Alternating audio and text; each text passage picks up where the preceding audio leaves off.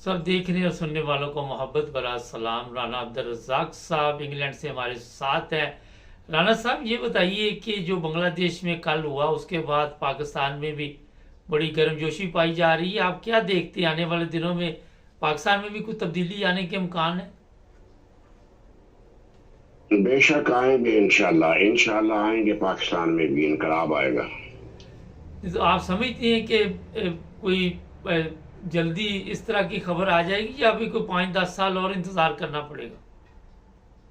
नहीं, इसी साल में खबर आ जाएगी, इसी साल में सब कुछ चेंज हो जाएगा।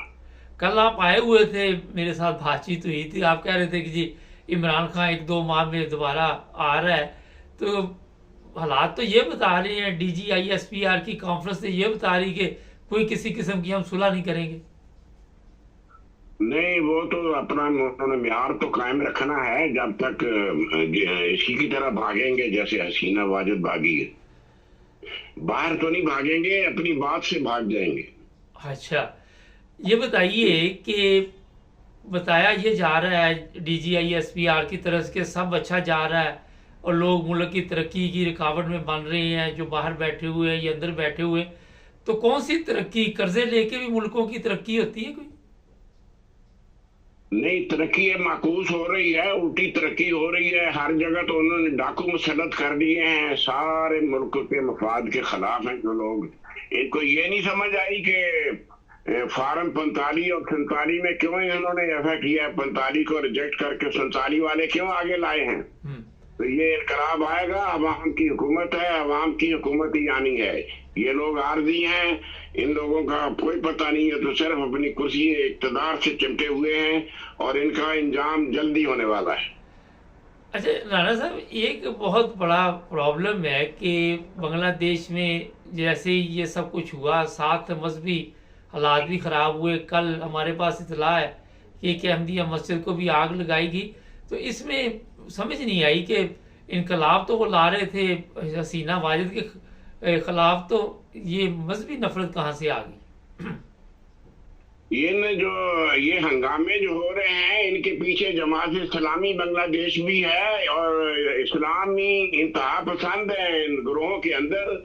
और ये कह रहे हैं कि ये काम भी साथ साथ हो जाए। मुतसब लोग भी हैं।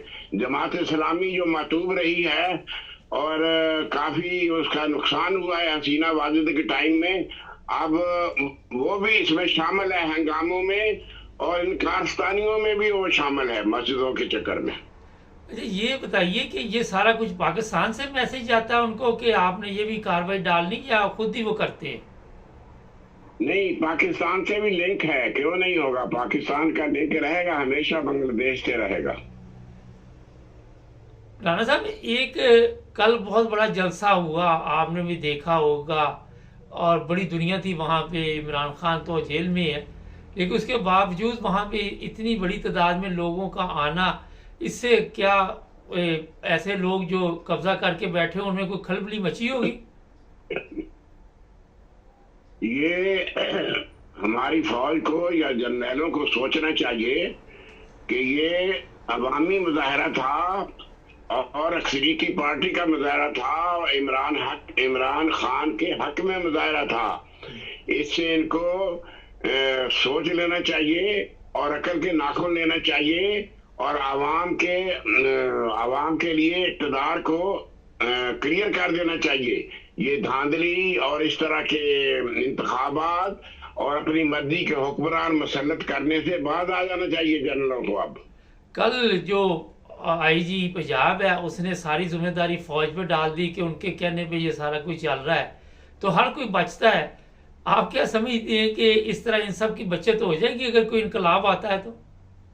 नहीं, बिल्कुल फौज के जनरलों की बचत नहीं होगी। फौज के मुखालफ नहीं है इमरान खान, जनरलों की पॉलिसियों के खिलाफ बेशक है PTI, और वो बरमला ये कहते हैं। कल तो उन्होंने जलसे में आसिम मुनीर का नाम लेकर भी कहा है लोगों ने, वो सलीम खान था, क्या नाम था उसका, उन्होंने इनको धमकाया है और चैलेंज दिया है कि तुम लोग मुल्क को खराब कर रहे हो और डाकू तुम लोगों ने मुसल्लत किए हैं हम पर, और 47 फार्म तुम लोगों ने बनवाया है। ये भी बताया जा रहा है कि इमरान खान के साथ कोई डील हो रही है, उसने कहा पहले वो इलेक्शन आपने चोरी किया उसका सही ऐलान करो या दोबारा इलेक्शन करवाओ। कोई इस तरह की खबर आप तक भी पहुंची है? नहीं, डीलें तो कई हो रही होंगी और कई लोगों की तमन्ना होगी कि डील हो जाए, मगर ये इमरान खान के कोर्ट में बाल है। अब वो जिधर जाएगा जो करेगा उसकी मर्जी के मुताबिक होगा। फौज का तो भरम रखना पड़ेगा थोड़ा बहुत, नहीं तो तसादम हो जाएगा, फिर यहाँ भी मार्शल का खतरा हो सकता है। नहीं तो लेकिन माशाल्लाह तो तब लगेगी जब अवाम जिस तरह वहाँ पे जो मेरे पास इतला है बांग्लादेश में, उन्होंने कहा जी फौज कोई अबूरी हुकूमत नहीं बना सकती। स्टूडेंटों ने कहा कि हम बताएंगे कौन सी हुकूमत बननी है और कैसे इलेक्शन होने, क्योंकि यहाँ भी धांधली का सिलसिला इसी तरह चल रहा था जिस तरह पाकिस्तान में चल रहा है।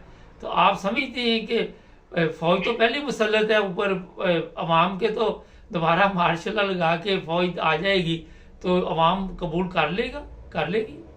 नहीं, अवाम बिल्कुल कबूल नहीं करेगी, अवाम तसादम में आएगी और फौज को देख लेना चाहिए। अब इसको छोड़ देना चाहिए, इस काम को जो इन्होंने 2 साल से शुरू कर रखा है अवाम के हवाले करना चाहिए। इलेक्शन ना भी करवाएं तो अवाम की हुकूमत बनती है। हुकूमत का वो जो लीडर हैं डाकू जो बिठाए हुए हैं उनका और ख्याल है, फौज को चाहिए कि जस्टिफाई करे और इंतखाब ना भी कराए तो हुकूमत इमरान खान की बनती है, देनी चाहिए इसे।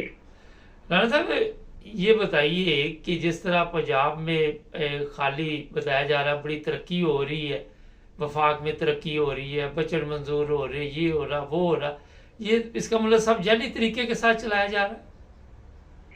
ये सारा कुछ कर्जा लेके मुल्क चलाया जा रहा है। उनके पास मजदूरों के लिए देने के लिए 1 महीने की तनख्वाह नहीं है, लोगों की पेंशन के लिए पैसे नहीं है। ये सारा कर्ज पर चल रहा है मुल्क, और कर्ज तो आवाम नहीं देना है ना। ये मरियम ये शहबाज शरीफ तो भाग जाएंगे सारे। ये सारा IMF से पैसे लेकर इधर उधर से चलाया जा रहा है। ये तो ऐसे ही है ये, और ये फजूल खर्ची कर रहे हैं। अभी देखे नहीं, फ्रांस में गए हुए राना सनाउल्ला और वगैरह वगैरह, ये सारे गए हुए 7 खिलाड़ी हैं तो 27-7 देखने गए हैं लोग। ये खर्चा गवर्नमेंट का हो रहा है सारा। नहीं तो आपको पता है कि गवर्नमेंट जो है वो खसारे में जा रही, मुझे पता है, अवाम को पता है, इनको क्यों नहीं पता? इनको बिल्कुल पता है। वो अपना आप बचाने के चक्कर में उनको लाए हैं। नवाज शरीफ को क्यों लाए हैं, आर्मी क्यों लाई है लंदन से? उनके दामाद ने बता नहीं दिया, सफदर ने।